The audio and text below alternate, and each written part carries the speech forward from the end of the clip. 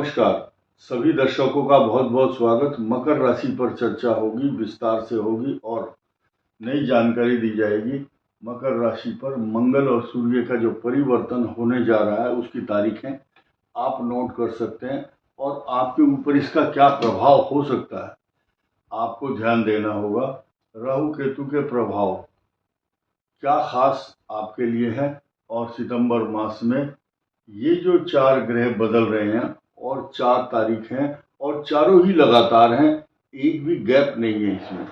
और ये सूर्य बुध मंगल शनि बृहस्पति, इनके इम्पैक्ट आपके ऊपर क्या होने वाले हैं, इस बात की चर्चा होगी। और साथ ही जब आपका अष्टम भाव पर आने वाला जो कष्ट है शुक्र और केतु के कारण, तथा आपके भाग्य स्थान पर आने वाला जो ग्रहण है सूर्य का।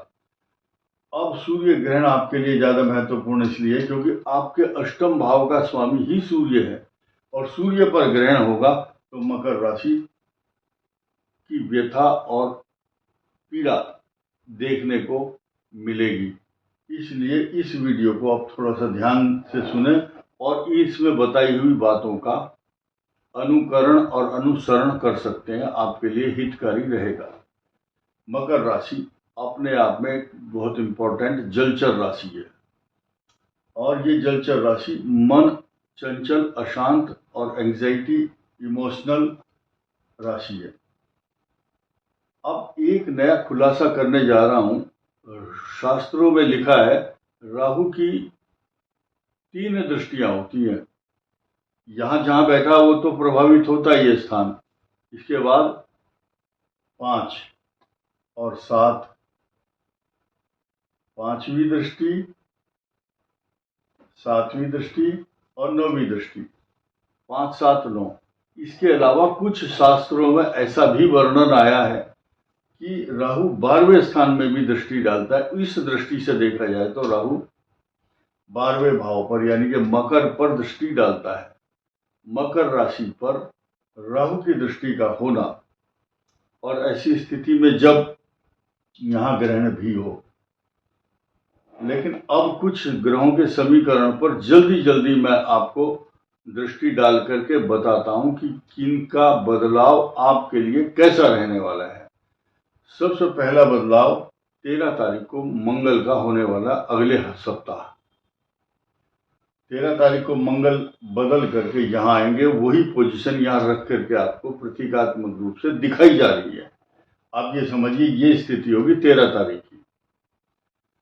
14 तारीख को शुक्र यहाँ आएंगे आपके 10म भाव और पंचम। 10 और 5 का स्वामी शत्रु राशि में केतु के साथ जाएगा तो ये 2 भाव इफेक्टेड होंगे। आपकी संतान और एजुकेशन, आपकी अच्छी सोच, आपकी दूरदर्शिता तथा आपका जो कर्म स्थान है, आपकी नौकरी है, व्यापार है, ये इसको ग्रहण लग रहा है। शुक्र यहाँ आ गया तो ये अच्छा परिणाम नहीं दे रहा। वैसे भी अष्टम में है और केतु के साथ है और शत्रु राशि में कई प्रकार के दोष यहाँ दिखाई देते हैं। प्लस पॉइंट एक ही है कि शुक्र की दृष्टि यहाँ भी होगी, जो धन कुटुंब वाणी स्थान है, इस भाव को लाभ देगा। लेकिन लाभ वही दे सकता है जो सुखी हो। ये सुखी नहीं है यहाँ, तो मलिन मन, मलिन स्वभाव, मलिन अंदर से शक्ति विहीन होकर के जब दृष्टि डालता है तो ज्यादा लाभ नहीं दे पाएगा। इस मंगल की दृष्टि आपके संतान भाव पर होगी। ये आपके लिए बहुत अच्छा परिणाम संतान एजुकेशन को नहीं दे रहा है।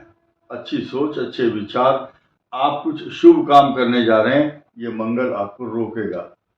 मंगल आप अपना उपाय करवाना चाहता है तो उपाय करने जाएंगे, बाधा आएगी।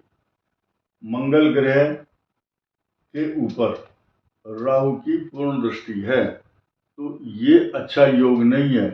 इसको जब दोनों इकट्ठे होते हैं तो राहु मंगल का अंगारक योग होता है। तो राहु की यहाँ दृष्टि है तो अंगारक दृष्टि हुई ना, तो 10म भाव पीड़ित है आपका।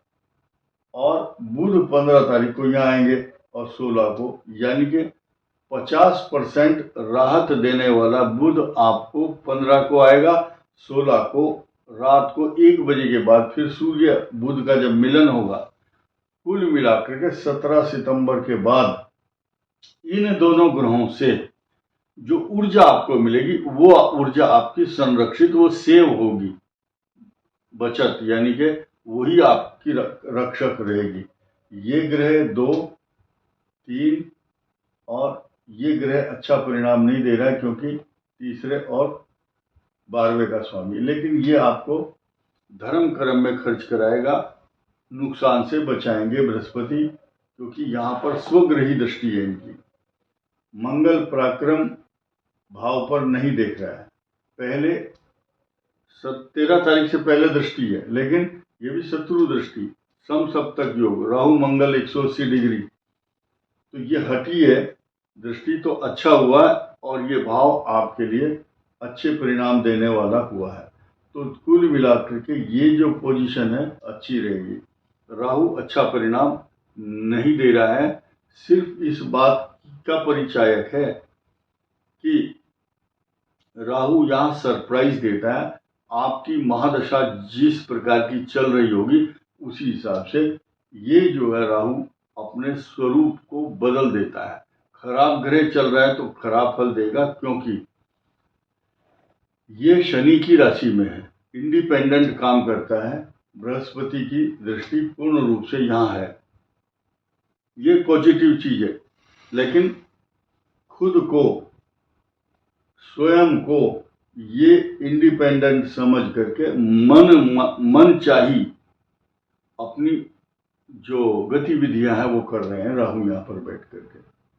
अब इनके लिए उपाय क्या है?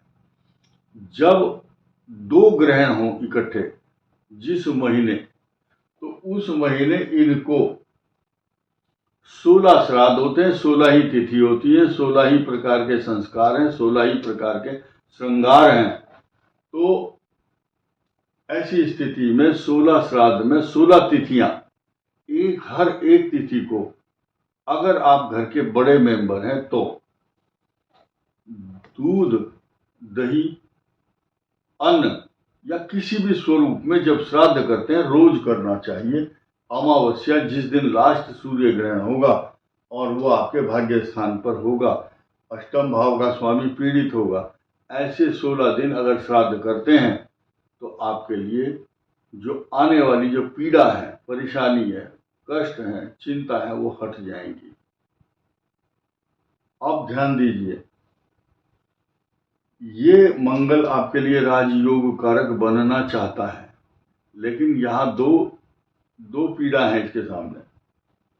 देखिए ये इतना पावरफुल है, आपके लाभ स्थान, आपके चतुर्थ भाव का स्वामी है, यहाँ देख भी रहा है, भूमि भवन वाहन सुख दे रहा है, घर में अशांति तनाव का माहौल भी है, लेकिन इसको ये काम करना चाहता है। राहु बाधक है, यहाँ पर बृहस्पति की शत्रु दृष्टि है, लेकिन मंगल को शुभत्व और एनर्जी देना चाहते हैं। ये मैंने आपको बताया, और भगवान शिव की उपासना आपके लिए लाभदायक रहेगी। इस वीडियो में इतना ही। धन्यवाद, नमस्कार।